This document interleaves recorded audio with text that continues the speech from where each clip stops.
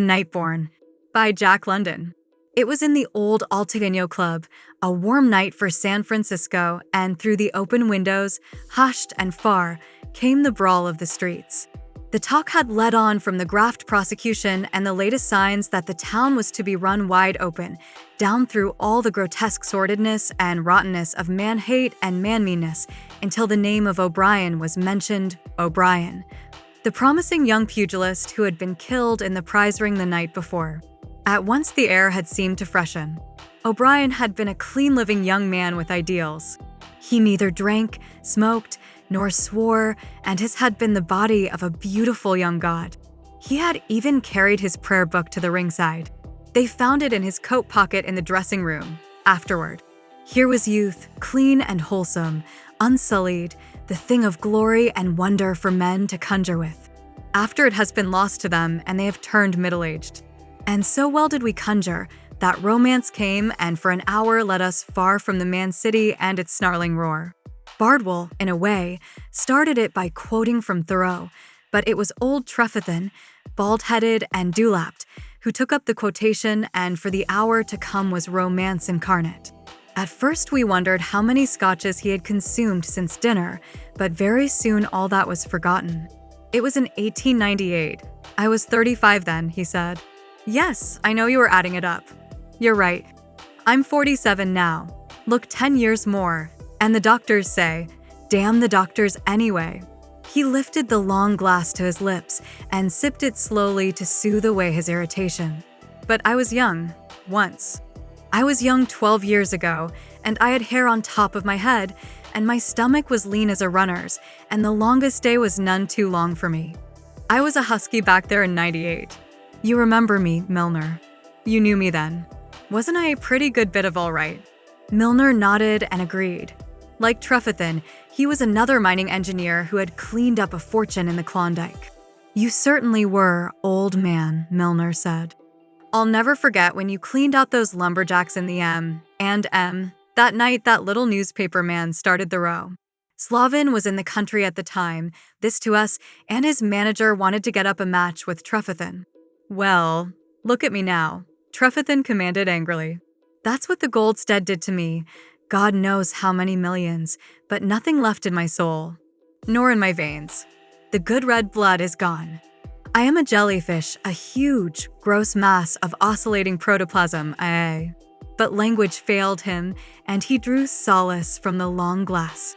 Women looked at me then, and turned their heads to look a second time. Strange that I never married. But the girl, that's what I started to tell you about. I met her 1,000 miles from anywhere, and then some.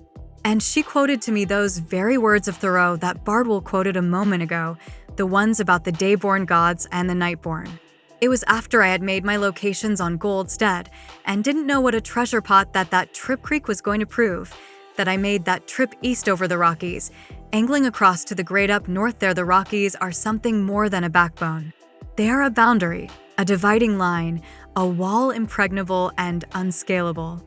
There is no intercourse across them, though on occasion, from the early days, wandering trappers have crossed them, though more were lost by the way than ever came through. And that was precisely why I tackled the job. It was a traverse any man would be proud to make.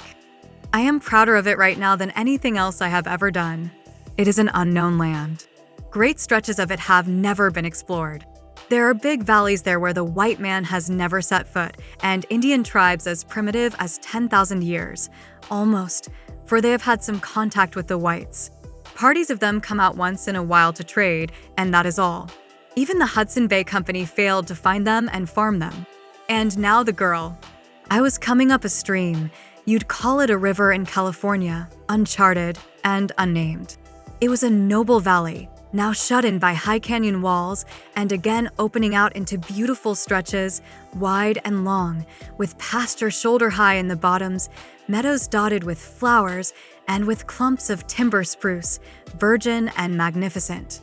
The dogs were packing on their backs and were sore-footed and played out, while I was looking for any bunch of Indians to get sleds and drivers from and go on with the first snow. It was late fall, but the way those flowers persisted surprised me. I was supposed to be in subarctic America and high up among the buttresses of the Rockies, and yet there was that everlasting spread of flowers. Someday the white settlers will be in there and growing wheat down all that valley. And then I lifted a smoke and heard the barking of the dogs, Indian dogs, and came into camp. There must have been 500 of them, proper Indians at that, and I could see by the jerking frames that the fall hunting had been good. And then I met her, Lucy. That was her name. Sign language, that was all we could talk with, till they led me to a big fly, half a tent, open on the one side where a campfire burned. It was all of moose skins, this fly, moose skins, smoke-cured, hand-rubbed, and golden brown. Under it everything was neat and orderly as no Indian camp ever was. The bed was laid on fresh spruce boughs. There were furs galore, and on top of all was a robe of swanskins, white swanskins. I have never seen anything like that robe. And on top of it, sitting cross-legged, was Lucy. She was nut brown. I have called her a girl, but she was not. She was a woman, a nut brown woman, an Amazon, a full-blooded, full-bodied woman and royal ripe. And her eyes were blue. That's what took me off my feet, her eyes blue. Not china blue, but deep blue, like the sea and sky all melted into one and very wise. More than that, they had laughter in them, warm laughter, sun-warm and human, very human and, shall I say, feminine? They were. They were a woman's eyes, a proper woman's eyes. You know what that means. Can I say more? Also, in those blue eyes were, at the same time, a wild unrest, a wistful yearning, and a repose, an absolute repose, a sort of all-wise and philosophical calm. Trefethen broke off abruptly. You fellows think I am screwed. I'm not. This is only my 5th since dinner. I am dead sober. I am solemn. I sit here now side by side with my sacred youth. It is not I old Trefethen that talks. It is my youth, and it is my youth that says those were the most wonderful eyes I have ever seen, so very calm, so very restless, so very wise, so very curious, so very old, so very young, so satisfied and yet yearning so wistfully. Boys, I can't describe them. When I have told you about her, you may know better for yourselves. She did not stand up, but she put out her hand. Stranger, she said, I'm real glad to see you. I leave it to you, that sharp, frontier, western tang of speech. Picture my sensations. It was a woman, a white woman, but that tang. It was amazing that it should be a white woman here, beyond the last boundary of the world, but the tang. I tell you, it hurt. It was like the stab of a flatted note. And yet, let me tell you, that woman was a poet. You shall see. She dismissed the Indians. And by Jove, they went. They took her orders and followed her blind. She was Hayu Skookum chief. She told the bucks to make a camp for me and to take care of my dogs. And they did too. And they knew enough not to get away with as much as a moccasin lace of my outfit. She was a regular she who must be obeyed, and I want to tell you it chilled me to the marrow, sent those little thrills marathoning up and down my spinal column. Meeting a white woman out there at the head of a tribe of savages 1,000 miles the other side of no man's land. Stranger, she said, I reckon you're sure the first white that ever set foot in this valley. Sit down and talk a spell, and then we'll have a bite to eat. Which way might you be comin'? There it was, that tang again. But from now to the end of the yarn, I want you to forget it. I tell you I forgot it, sitting there on the edge of that swanskin robe and listening and looking at the most wonderful woman that ever stepped out of the pages of Thoreau or of any other man's book. I stayed on there a week. It was on her invitation. She promised to fit me out with dogs and sleds and with Indians that would put me across the best pass of the Rockies in 500 miles. Her fly was pitched apart from the others on the high bank by the river, and a couple of Indian girls did her cooking for her and the camp work. And so we talked and talked, while the first snow fell and continued to fall and make a surface for my sleds. And this was her story. She was frontier-born, of poor settlers, and you know what that means. Work, work, always work. Work in plenty and without end. I never seen the glory of the world, she said. I had no time. I knew it was right out there, anywhere, all around the cabin, but there was always the bread to set, the scrubbin' and the washin', and the work that was never done. I used to be plumb sick at times just to get out into it all, especially in the spring when the songs of the birds drove me most clean crazy.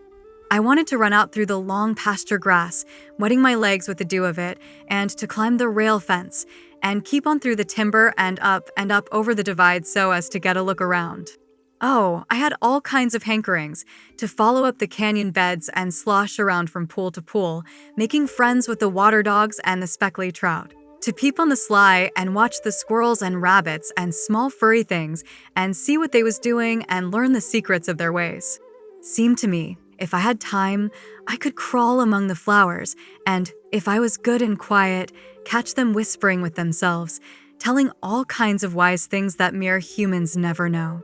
Trefethen then paused to see that his glass had been refilled.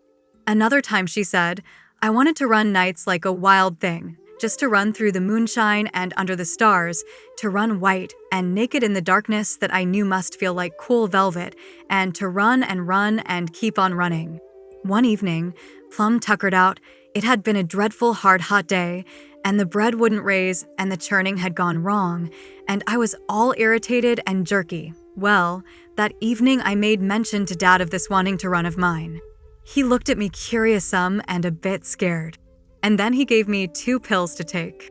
Said to go to bed and get a good sleep and I'd be all hunky-dory in the morning. So I never mentioned my hankerings to him or anyone anymore. The mountain home broke up, starved out, I imagine, and the family came to Seattle to live. There she worked in a factory, long hours, and all the rest. Deadly work. And after a year of that she became waitress in a cheap restaurant, hash slinger, she called it. She said to me once, romance I guess was what I wanted. But there wa'n't no romance floating around in dishpans and wash tubs or in factories and hash joints. When she was 18, she married a man who was going up to Juneau to start a restaurant. He had a few dollars saved and appeared prosperous. She didn't love him. She was emphatic about that, but she was all tired out, and she wanted to get away from the unending drudgery. Besides, Juneau was in Alaska, and her yearning took the form of a desire to see that wonderland. But little she saw of it. He started the restaurant, a little cheap one, and she quickly learned what he had married her for: to save paying wages. She came pretty close to running the joint and doing all the work from waiting to dishwashing. She cooked most of the time as well. And she had 4 years of it. Can't you picture her, this wild woods creature, quick with every old primitive instinct, yearning for the free open and mowed up in a vile little hash joint and toiling and moiling for 4 mortal years? There was no meaning in anything, she said. What was it all about? Why was I born? Was that all the meaning of life, just to work and be always tired? To go to bed tired and to wake up tired, with every day like every other day unless it was harder. She had heard talk of immortal life from the gospel sharps, she said, but she could not reckon that what she was doing was a likely preparation for her immortality. But she still had her dreams, though more rarely. She had read a few books, what, it is pretty hard to imagine, seaside library novels most likely, yet they had been food for fancy.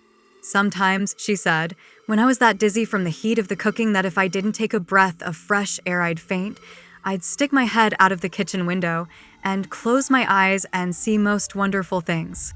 All of a sudden I'd be traveling down a country road and everything clean and quiet, no dust, no dirt, just streams rippling down sweet meadows and lambs playing, breezes blowing the breath of flowers, and soft sunshine over everything. And lovely cows lazying knee-deep in quiet pools, and young girls bathing in a curve of stream all white and slim and natural, and I'd know I was in Arcady.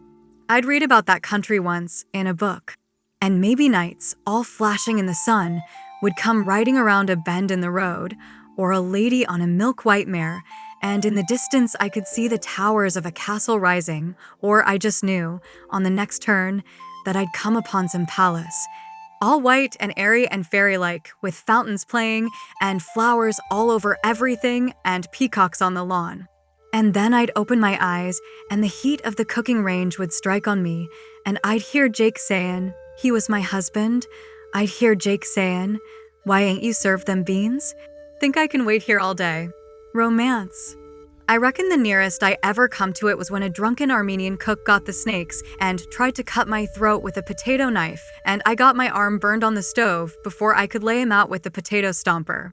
I wanted easy ways and lovely things and romance and all that, but it just seemed I had no luck no how and was only and expressly born for cooking and dishwashing. There was a wild crowd in Juneau them days, but I looked at the other women and their way of life didn't excite me. I reckon I wanted to be clean. I don't know why, I just wanted to, I guess, and I reckoned I might as well die dishwashing as die their way. Trefethen halted in his tale for a moment, completing to himself some thread of thought. And this is the woman I met up there in the Arctic, running a tribe of wild Indians and a few thousand square miles of hunting territory. And it happened simply enough, though, for that matter, she might have lived and died among the pots and pans. But came the whisper, came the vision. That was all she needed, and she got it. I woke up one day, she said. Just happened on it in a scrap of newspaper. I remember every word of it, and I can give it to you. And then she quoted Thoreau's Cry of the Human. The young pines springing up in the cornfield from year to year are to me a refreshing fact. We talk of civilizing the Indian, but that is not the name for his improvement. By the wary independence and aloofness of his dim forest life, he preserves his intercourse with his native gods and is admitted from time to time to a rare and peculiar society with nature. He has glances of starry recognition, to which our saloons are strangers. The steady illumination of his genius, dim only because distant, is like the faint but satisfying light of the stars compared with the dazzling but ineffectual and short-lived blaze of candles. The Society Islanders had their day-born gods, but they were not supposed to be of equal antiquity with the night-born gods. That's what she did, repeated it word for word, and I forgot the tang, for it was solemn, a declaration of religion, pagan, if you will, and clothed in the living garmenture of herself. And the rest of it was torn away, she added, a great emptiness in her voice. It was only a scrap of newspaper. But that Thoreau was a wise man. I wish I knew more about him. She stopped a moment, and I swear her face was ineffably holy as she said, I could have made him a good wife. And then she went on. I knew right away, as soon as I read that, what was the matter with me. I was a night-born. I, who had lived all my life with the day-born, was a night-born. That was why I had never been satisfied with cooking and dishwashing. That was why I had hankered to run naked in the moonlight. And I knew that this dirty little Juneau hash joint was no place for me. And right there and then I said, I quit. I packed up my few rags of clothes and started. Jake saw me and tried to stop me. What you doing? He says. Divorcin' you and me, I says. I'm headin' for tall timber and where I belong. No you don't, he says, reaching for me to stop me. The cooking has got on your head. You listen to me talk before you up and do anything brash. But I pulled a gun, a little Colt's 44, and says, this does my talkin' for me. And I left. Trefethen emptied his glass and called for another. Boys, do you know what that girl did? She was 22. She had spent her life over the dishpan, and she knew no more about the world than I do of the fourth dimension or the fifth. All roads led to her desire. No, she didn't head for the dance halls. On the Alaskan Panhandle, it is preferable to travel by water.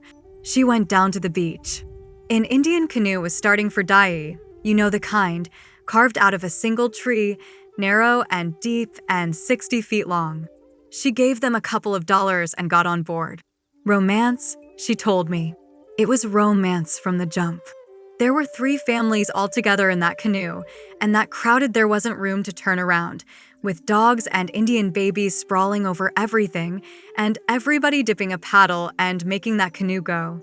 And all around the great solemn mountains, and tangled drifts of clouds and sunshine. And oh, the silence. The great wonderful silence. And once, the smoke of a hunter's camp, away off in the distance, trailing among the trees. It was like a picnic, a grand picnic, and I could see my dreams coming true, and I was ready for something to happen most any time. And it did. And that first camp on the island. and the boys spearing fish in the mouth of the creek, and the big deer one of the bucks shot just around the point. And there were flowers everywhere, and in back from the beach the grass was thick and lush and neck-high. And some of the girls went through this with me, and we climbed the hillside behind and picked berries and roots that tasted sour and were good to eat. And we came upon a big bear in the berries making a supper, and he said, "Oof," and ran away as scared as we were. And then the camp and the camp smoke and the smell of fresh venison cooking. It was beautiful. I was with the Nightborn at last, and I knew that was where I belonged. And for the first time in my life, it seemed to me, I went to bed happy that night, looking out under a corner of the canvas at the stars cut off black by a big shoulder of mountain and listening to the night noises, and knowing that the same thing would go on next day and forever and ever, for I wasn't going back. And I never did go back. Romance. I got it next day. We had to cross a big arm of the ocean, 12 or 15 miles at least, and it came on to blow when we were in the middle. That night I was along on shore with one wolf dog, and I was the only one left alive. Picture it yourself, Trefethen broke off to say. The canoe was wrecked and lost, and everybody pounded to death on the rocks except her. She went ashore hanging onto a dog's tail, escaping the rocks and washing up on a tiny beach, the only one in miles. Lucky for me it was the mainland, she said. So I headed right away back, through the woods and over the mountains and straight on anywhere. Seemed I was looking for something and knew I'd find it. I wasn't afraid. I was Nightborn, and the big timber couldn't kill me.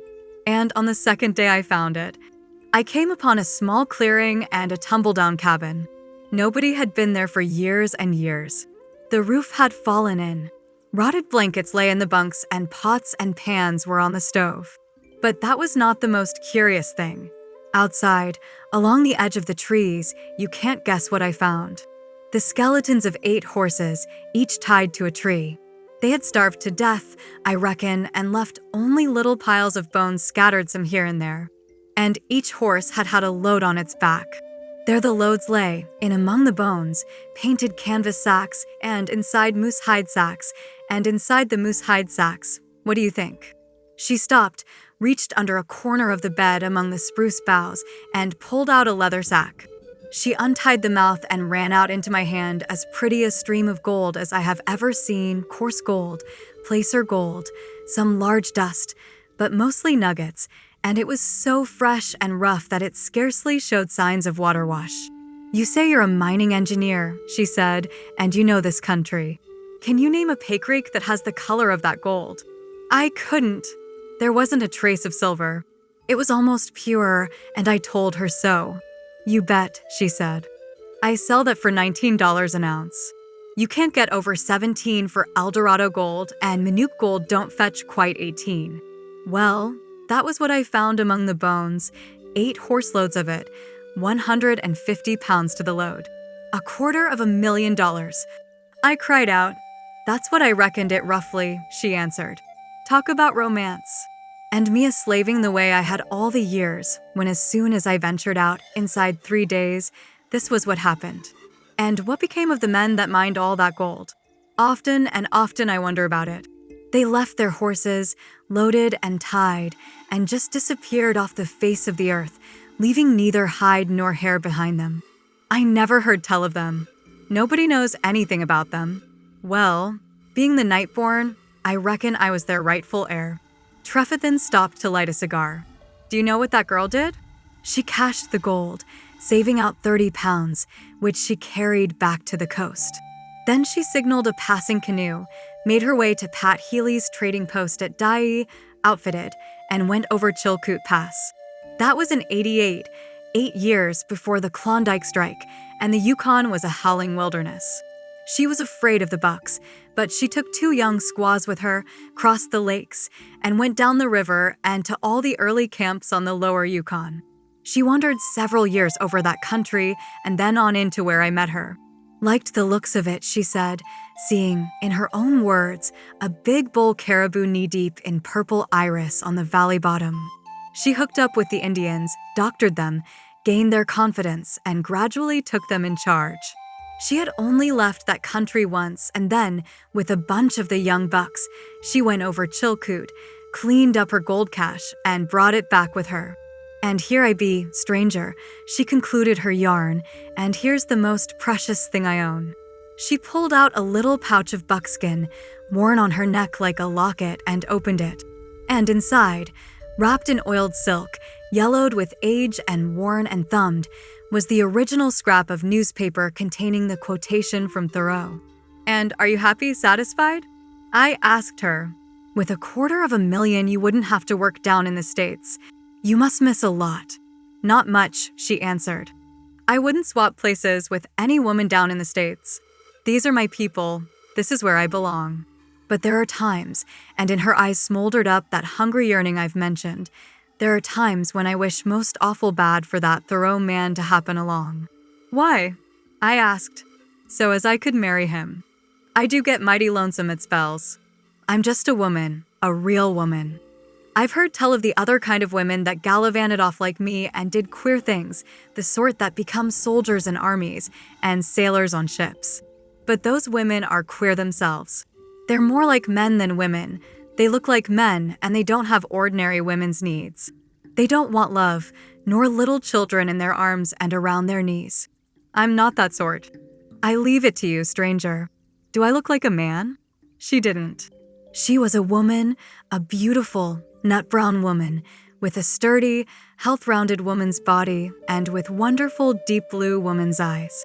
"Ain't I woman?" she demanded. "I am.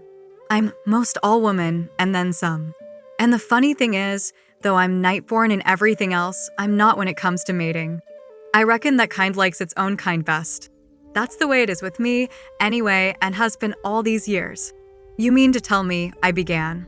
"Never," she said, and her eyes looked into mine with the straightness of truth. "I had one husband, only him I call the Ox, and I reckon he's still down in Juneau running the hash joint. Look him up, if you ever get back, and you'll find he's rightly named." And look him up I did, 2 years afterward. He was all she said, solid and stolid, the Ox, shuffling around and waiting on the tables. "You need a wife to help you," I said. "I had one once," was his answer. "Widower?" "Yep." She went loco. She always said the heat of the cooking would get her, and it did.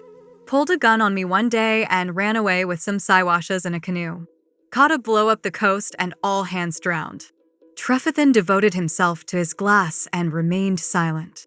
But the girl, Milner reminded him. "You left your story just as it was getting interesting, Tender." "Did it?"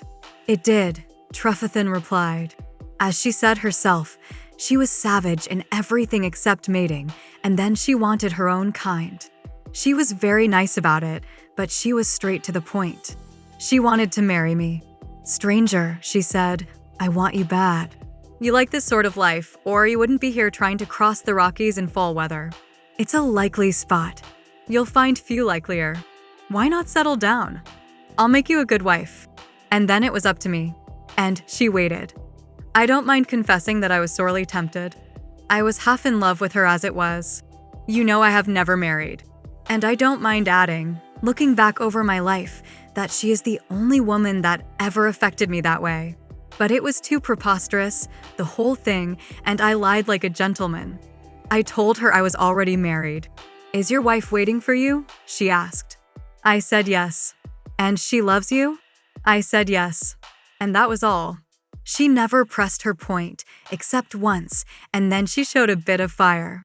"All I've got to do," she said, "is to give the word, and you don't get away from here. If I give the word, you stay on. But I ain't going to give it. I wouldn't want you if you didn't want to be wanted, and if you didn't want me." She went ahead and outfitted me and started me on my way. "It's a darned shame, stranger," she said, at parting.